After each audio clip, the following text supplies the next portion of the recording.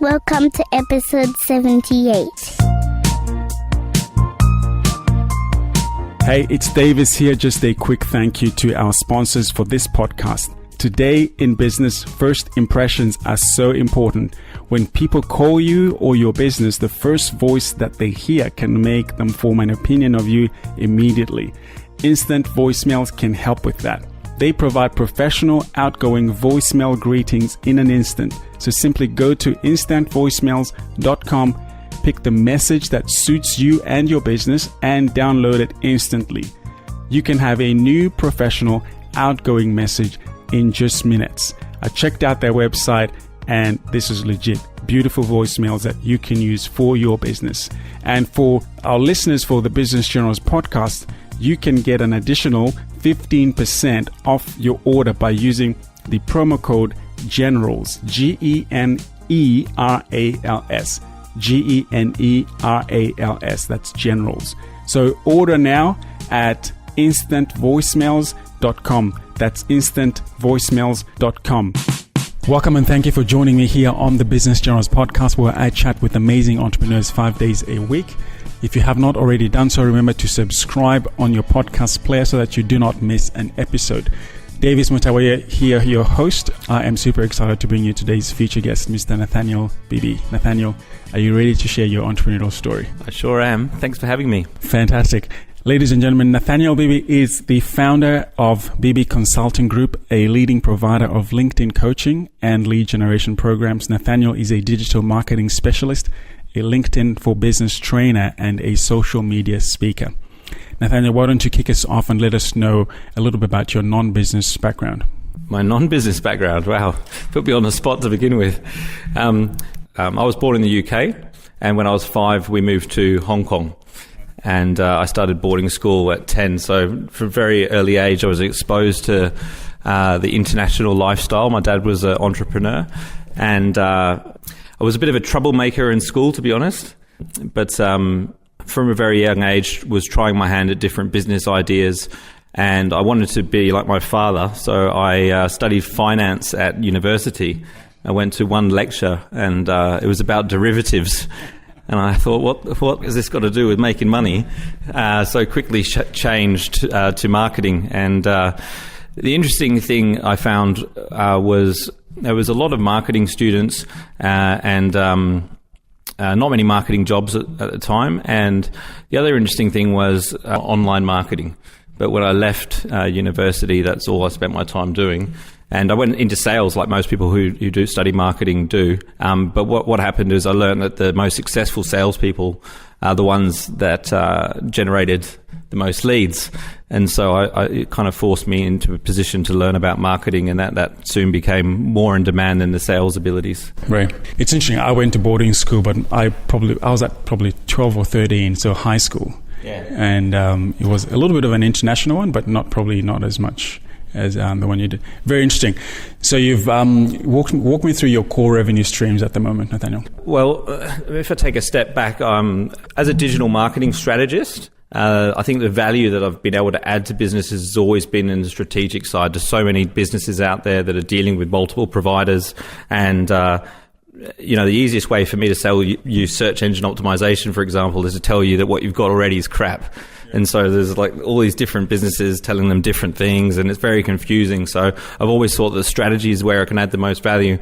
Having said that, the most success that I've had in recent years growing my own business and the business that I worked for previously was through LinkedIn lead generation. And a lot of the things that I was doing and the systems that I was using, you couldn't find external service providers to do. So I was forced to do it for myself. I got so busy that I was, delegating it to a personal assistant. And then I thought, hey, why don't I start doing the same thing for businesses? So our core revenue stream is LinkedIn lead generation, which is quite a unique service. And it is also a service that you won't find like advertised very heavily in our marketing, specifically because we do have to educate people quite a lot before we introduce LinkedIn lead generation. So it might seem like we're just a LinkedIn training firm, but once the training has had a chance to sink in, that we've got the ability to then be able to offer them the lead generation service as well once they understand it. Nathaniel, how long have you been in full-time business for yourself? I've been in business for about 4 years now with this particular business. Okay, and how did that journey evolve for you? So it started when I quit my job, and I came home and there's an eviction notice on my front door. And I'm sitting in my apartment, and I'm trying to work out how I'm going to catch up with all my bills, because like I'm getting evicted. When you're as a salesperson, if you haven't been paid in 3 months, which is the situation I was in, it's detrimental to your lifestyle. And as the sun's going down, I go to switch on the lights won't switch on because I haven't paid the electricity bill. So there I am, trying to problem solve my way out of this financial disaster that I'm in. And I remember finding 2 extension cords, connecting them together, running them down the stairwell of my apartment building into a power socket that was in the common area in the stairwell. And I was sitting in my apartment in the dark with just a desk lamp on the living room floor, and under that desk lamp I literally wrote my business plan. I stayed up all night that night, and the next day I just remember at 8 a.m. I started making phone calls, and I didn't really know what my product was. I just knew that there was no one that was going to help me out of the situation but me. Like, I did try calling my dad. My dad couldn't help me. I tried calling my mum. She hung up on me. So I was like, there's no one that's going to help me out of this problem but myself. And I remember not long after 8 a.m., I got a real estate agency not too far from here in South Bank that answered the telephone. And I said to the guy, can you get your sales team or your real estate agents into the conference room in your office this afternoon? And he said, why would I do that? And I said, well, I'm going to convince them to invest in your brand, right? And he goes, I'm curious, they'll be there. So there was like 12 real estate agents that were all in this conference area in this office. And I pitched this product, which included like a 1-page real estate website. So if your name's John Smith, it's johnsmith.com.au, and it's just a 1-pager about that real estate agent. In profile, it was my real estate personal branding mecca package, right? And it was like $2,500, I think it was. And 8 of them signed up. I think 6 of them paid on the spot. So what does that work out to be? $15,000 in total in revenue for that day. And I literally went home that evening, and I'm on Elance at the time. I don't know if Elance is still around. So posting for someone to build me 6 1-page websites, 6 Facebook pages, and 6 LinkedIn profiles. And I was interviewing people that night to do the work for me. And I think I got each of them done for $300, and I was in business. And that's how I started my company. And, I've worked myself way out of that financial difficulty I was in relatively quickly, and still didn't really know what I was going to do, where I was going to specialize. I was trying so many different things. And then this opportunity came about to sponsor a friend of mine, David Guest, who also, helped me a little bit with my business acumen at the start, because he's a business coach. And I invited some of my contacts, and in return, at the end of the event, he would thank me as a sponsor. And I said, why don't we try, instead of saying I'm a digital marketing specialist on this occasion, let's say that I'm a LinkedIn specialist and I can help people with a LinkedIn profile, and we'll see, what the response is like. And I remember there may have been 100 people at the event, I think, and David said, I'd like to thank our sponsors, one of which is Nathanial. He specializes in LinkedIn. He can help you with your LinkedIn profile. Go and speak to him afterwards if you're interested in learning more about that. Out of the 100 people in the room, there must have been about 30, 40 people that came up to me wanting to have one-on-one meetings, and they were surrounding me. It was it was crazy. And David came up to me and he whispered in my ear, being a business coach, he said to me, he said, the market's telling you what it wants, And I think that was a really defining point for me in my journey, because that's when I decided to carve out a niche for myself, specializing in LinkedIn marketing, which is, it's the only social media site out there for professionals. And from a lead generation perspective, it was where I'd had the most success, actually generating leads for myself. That's a great story. I want to go back a little bit to how you got yourself out of that position where, no income, no salary, no job, and you're essentially shifting to becoming a full-time entrepreneur. So you've picked up the phone. What was going through your mind to say, were you already contemplating becoming your own boss, running your own business at that time? I think it's just literally that I had no choice. Yeah. As I said, going to mum, going to dad, and getting turned down.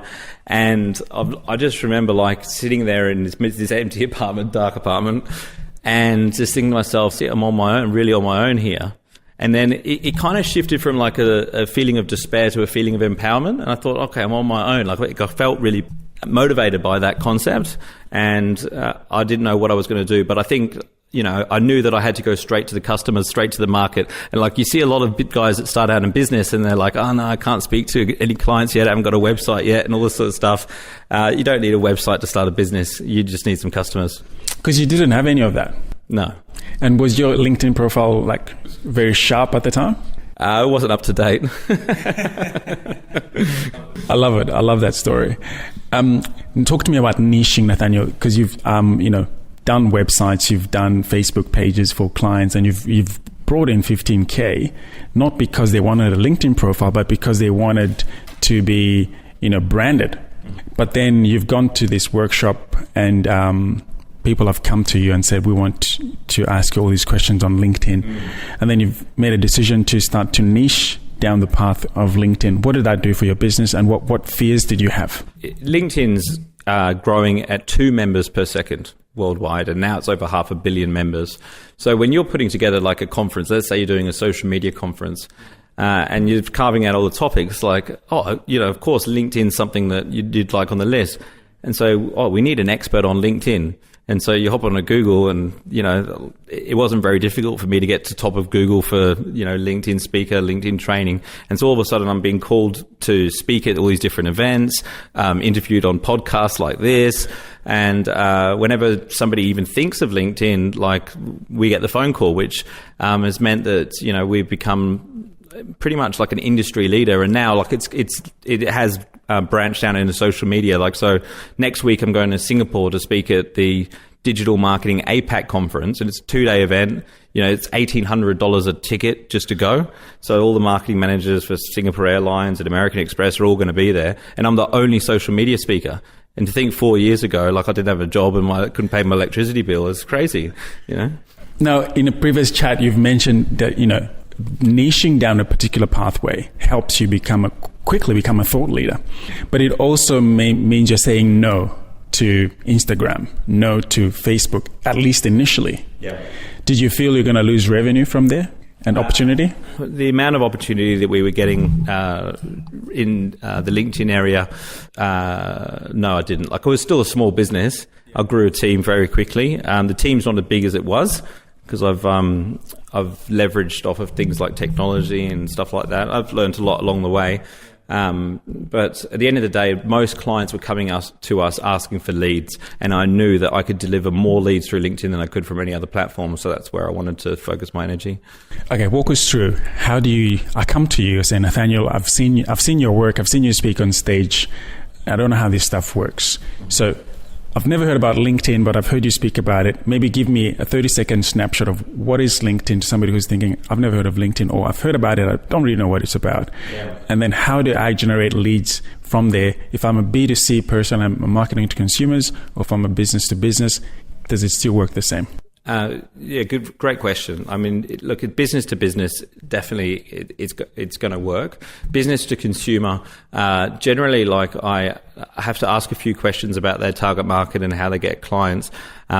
Normally it lends itself better to, like, if they have business partners or distributors or financial advisors, do really well, because it's just high net worth individuals, which we can profile quite well on LinkedIn.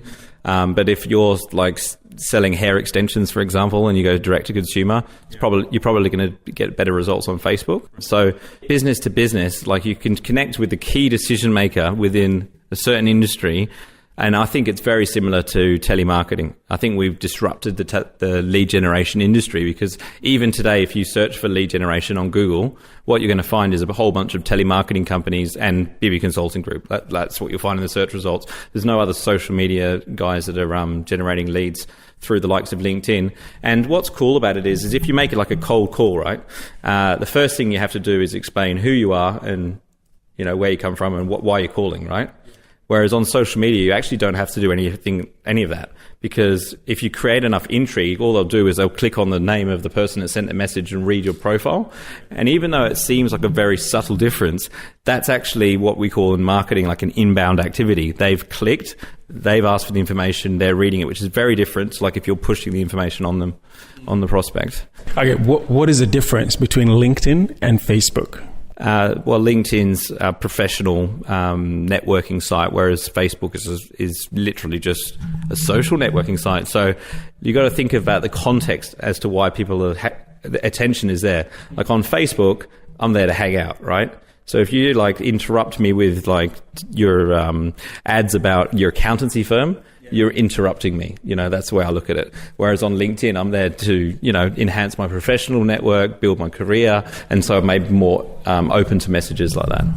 Okay, Nathaniel, I'm loving the content that you're providing here. And I know somebody is taking notes and really enjoying this. And by the way, my team is going to prepare a PDF highlight reel for all our listeners to put down all the things that Nathaniel is highlighting here. So you just go to businessgenerals.com/Nathaniel B. And to get the full link, just go to within your podcast player. We're going to put the link there for you. So Nathaniel, somebody wants to know, what does the lead generation process look like for LinkedIn in a simplistic way? Sure. So for the listeners out there that are looking for a quick way to implement a strategy that works, the first step is to optimize your LinkedIn profile. Now, optimization is not exactly the same as what it might be in search engine optimization. It means optimizing for search results, but also to stand out from the crowd, and so that when people view your profile, it actually makes them want to, connect with you or respond to you or contact you. So, the wrong thing to do is to upload a version of your CV if you're looking to generate leads, right? Because that's pretty self-explanatory, I think. The wrong thing to do is also to write your LinkedIn profile in third person, right? People think that you didn't write your profile, which is like, why would I want to respond to you if you're not the one actually behind your profile? It's a personal assistant or something. And then we've got this system which I developed very early on in the business, which is a 3-step process called find, connect, and engage. So you find people that are in your target demographic, you send them customized connection requests, and let's say we send 200 of these requests out. On average, across all of the industries that I've worked in, we get about 50% response rate on average. So like it can be a lot higher than that, depending on the profile, can be a little bit lower. So if you send 200 connection requests, let's say 100 people accept immediately. So you've got 100 new prospects in your target demographic, and then you could message them and you say, hey, thanks for connecting. I've noticed that, you have some similarities with the clients that we like to work with. I'd like to find out a little bit more about what you're doing with your marketing, for example. Are you free for like an introductory telephone chat? And the reason why we go to a telephone chat and not straight to a meeting, because I have done straight to meetings before, is so that you get the opportunity to qualify that person a little bit more. Because a lot of people are up for conversations, but the thing that with social media marketing is you don't actually know where they are in the customer journey. So if I search on Google and I see a Google ad for what you do, and I call you up, I'm pretty much going, hey, what's your prices? How can I buy? It's not like that on social media. So out of the 100 that you message, let's say you get 10 people or 20 people that say, yes, sure, let's have a chat. What you'll probably find is about half of those are actually ready to do business now, and half may be ready to do business later. So you want to find out which half that is so that you meet them now and you don't burn your bridges for down the track. Because if I meet with you now and you're not ready to do business, it's a bit weird that I contact you again, I think, in 3 or 4 months when you are ready to do something. So it's more like, well, let's have another chat in 3 or 4 months when, the timing's right. And I think that keeping the relationship on a good footing so that when they do have a need, you're the person that they contact. So keeping top of mind becomes important. But like a very simple process to get return on investment and get money in the bank, find, connect, engage, you should find that you get results. And if you don't, 9 times out of 10, it's probably something to do with your profile. Okay. I've got quite a lot of inbound messages from these fancy looking photoshopped photos of salespeople. Really, they connect with you, and as soon as you accept, the next day they're like, click on this link, let's book 20 minutes in my calendar. How do you make sure people are not resistant to that conversation engagement piece? Yeah, the thing is, you don't want to come across salesy, and I think with anything in marketing or sales, you can only tell people 2 things: what they already know or what they already know they want to know, if that makes sense. If you start telling people stuff that they haven't said that they're interested in, you're going to come across as a salesperson. Like even though like I might connect with somebody who's in my target demographic and I know for a fact that I can generate them leads cheaper than anywhere else they've been, for me to say, hey, Jim, nice to connect with you. Let's have a chat because I can, really grow your business. I can generate your leads cheaper than you can find anywhere else, and you should really talk to me. It's just going to be a really stupid thing to do because I don't even know if he wants more leads. Like some businesses don't want to grow real fast, Some businesses don't have the capacity to grow really fast. And you're also doing yourself an injustice because you're basically saying, hey, I'll deal with anyone. You want to qualify them to make sure that they meet your criteria as well. So saying, hey, I'd like to have a chat to learn more about what your business objectives are, to see if there's a fit for us to do business or not, is very powerful because you're making the statement on an equal footing. And I think that they're probably jumping to the appointment far too quickly, and in that instance where you're seeing those messages, and I get them as well, so I see them all the time and I just chuckle away because I know they're not going to be effective. And I think also you can tell that they're messaging that to everyone, right? Yeah. Which is, I think you got to tailor it so that it seems like, even if you're not, that you are actually showing a genuine interest in that particular person rather than just doing a blanket, marketing blast. Yeah, I always like to hear a little bit about a case study of maybe something recent that you felt proud about in your business to say, look, we've helped this client achieve X when before they came to us, this is where they were at.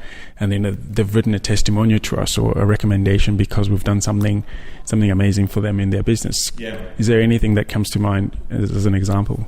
Yeah, sure. I mean, one of the goals I set early on in my business was, this is like when you start a company, you set these big goals and your dreams, right? You get really excited. So one of my dreams was to sign up one of the big 4 banks in Australia, as a client. So there I am on LinkedIn, messaging Westpac and NAB and like Commonwealth Bank. You'd be amazed how many people they have in the marketing department.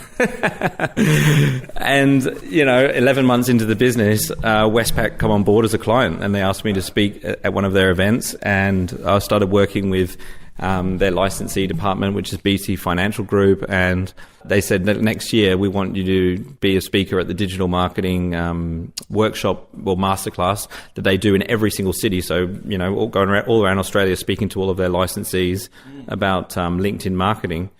And I was like, okay, that's great. But what would be really cool is if we could speak to one of these licensees first, run a campaign with them, and then they could actually get up as well and tell everyone else about the results that they got.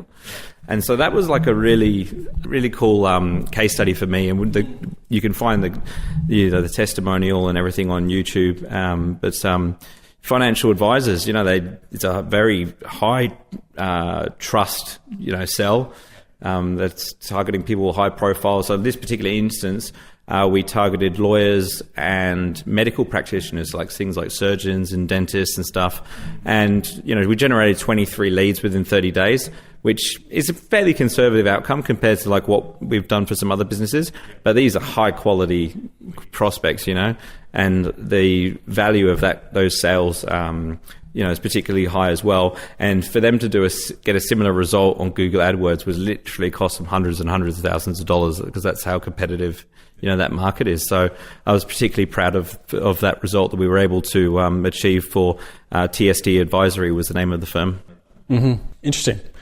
And over the last maybe 2 years, what would you say has been the biggest breakthrough moment in the business?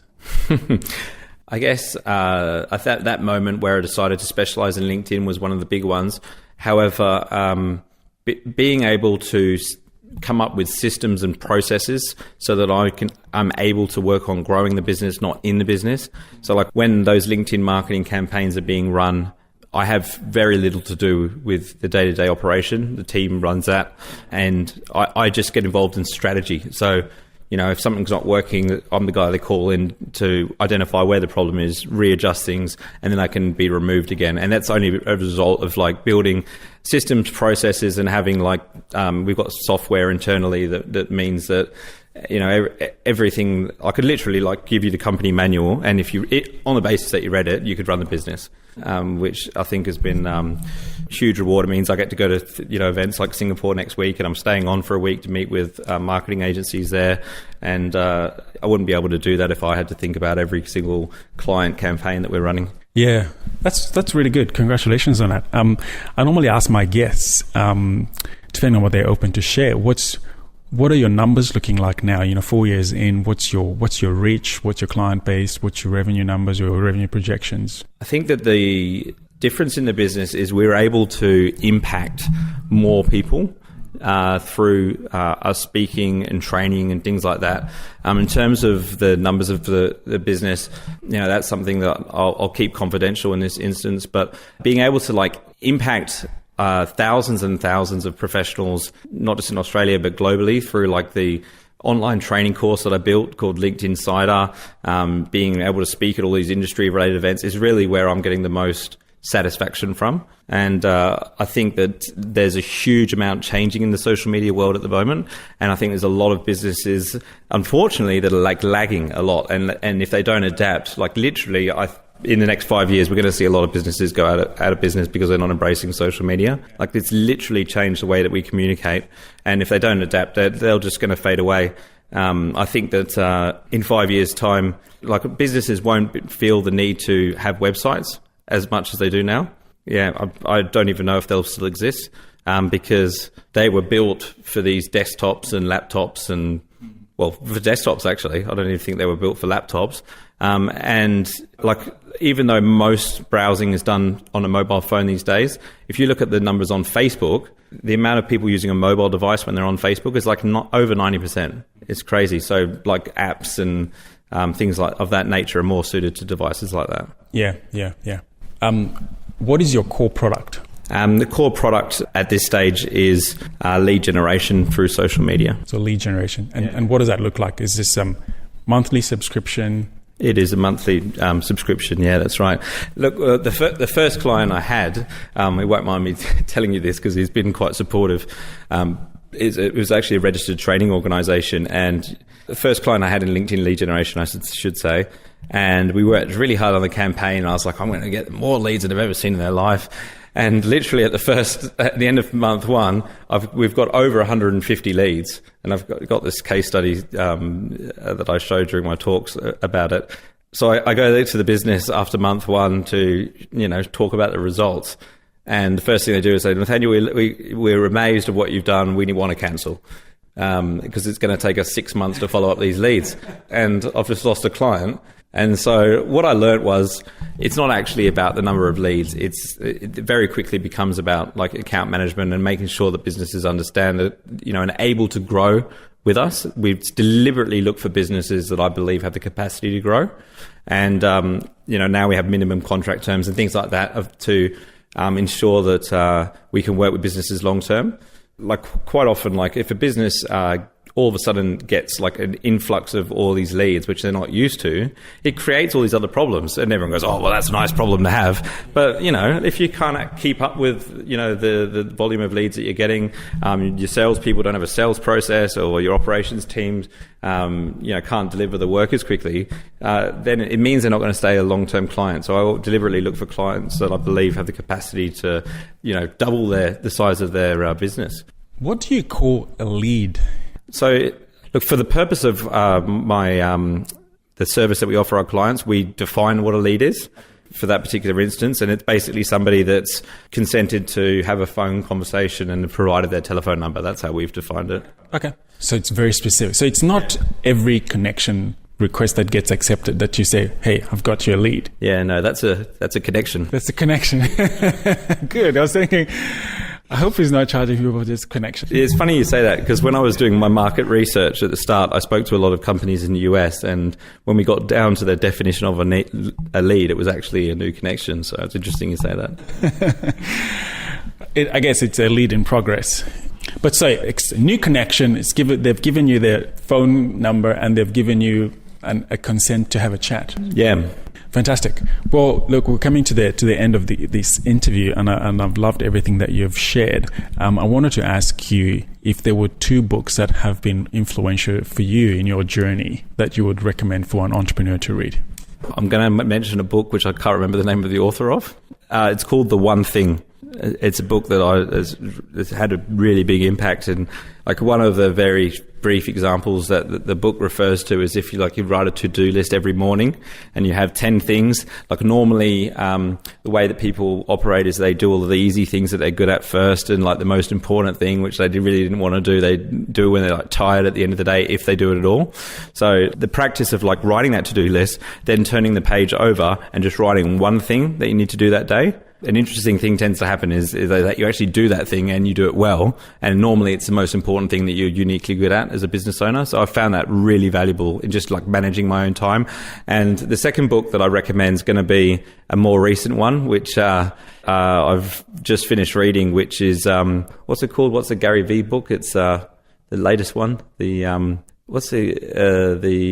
Ask Gary Vee book, right? And it's just a bunch of questions that he's been asked from different people that he's had on his show, and his answers. Great book. Go out and get that one. I highly recommend it. Awesome. Thank you. We'll link that up in the show notes. Remember to access the show notes, go to businessjournals.com/Nathanial B. Now, what's the best way, Nathaniel, for people to connect with you? The best way for people to connect with me is to find Bibby Consulting Group on Facebook or YouTube, or hit me up on LinkedIn. Okay, Bibby Consulting Group on Facebook, LinkedIn, or YouTube. Awesome. Before I ask my last question, I do want to thank you for all the work that you've done in this space in helping people get further on their journey, helping them have confidence that they can actually step out and build a network, because some people don't have leads in the beginning. So at least if they know I've got a bit of a budget, if I can go to somebody like Nathaniel and I can get 10, 20 leads in the beginning, that's going to help me start on my journey. And I think even just for sharing your story, I know there's somebody listening who maybe is on the verge of losing their work, losing their job. I've personally been through redundancies before. I know what it's like, where you've got zero income, but just that story, that inspiration to say you can turn things around in 24 hours. I know probably yours was a special hand of grace to do it, but you made a determination to say I'm not gonna sit down in pity, but I'm gonna step out and cold call, which is frightening for a lot of people. And I think that story, I think in itself for me has resonated. And so I really want to thank you for coming out on this show and for sharing your words of wisdom. For the last question, Nathaniel, I wanted to ask you: do you think about legacy when all is said and done? And if you do, what legacy do you want to leave and be remembered for? And tell us why. Look, I do believe that the secret to living life at its full is in giving, and I try to contribute as much as I can outside of business, but even in business, like having the mentality of adding value without expecting anything necessarily in return has worked very well for me in business. I find that if I just add value wherever I choose to spend my time, that it comes back in a number of ways. And I think that if I can pass that on to other business professionals, that we'll have a much better society at the end of the day, because I think it's far too many entrepreneurs out there that are all just thinking about take, and they're just really getting it wrong. And social media just amplifies that they're getting it wrong, because the businesses that actually do care are the ones that are doing really, really well on social media. So if I can, make my little dent in the world by influencing people to be a little bit less about them and a little bit more about adding value, then I think that would be a pretty good legacy to leave. Awesome. I love that. So more giving and adding value. Well, ladies and gentlemen, that was Nathanial Bibby from Bibby Consulting. And to get all the show notes, again, Nathanial Bibby, that's NATHANIALB. That's where you're going to get that in that / link. Remember to subscribe to the podcast, businessjournals.com, and you will not miss another episode that way. And to reach out to Nathaniel is at Bibby Consulting Group on social media. You can check him out there. Thanks so much, Nathaniel, for being on the Business Journals podcast. No, thank you very much for having me. It's been a pleasure. A message from our sponsors, instantvoicemails.com. Today in business, first impressions are so important. When people call you or your business, the first voice that they hear can make them form an opinion about you immediately. And instant voicemails can help with that. They provide professional, outgoing voicemail greetings in an instant. So simply go to instantvoicemails.com. That's instantvoicemails.com, and pick the message that suits you and your business and download it instantly. You can have a new professional outgoing message in just minutes. And for the listeners of the Business Journals podcast, you can get an additional 15% off your order by using the promo code GENERALS, GENERALS, GENERALS. Order now at instantvoicemails.com. That's instantvoicemails.com. Thanks, guys.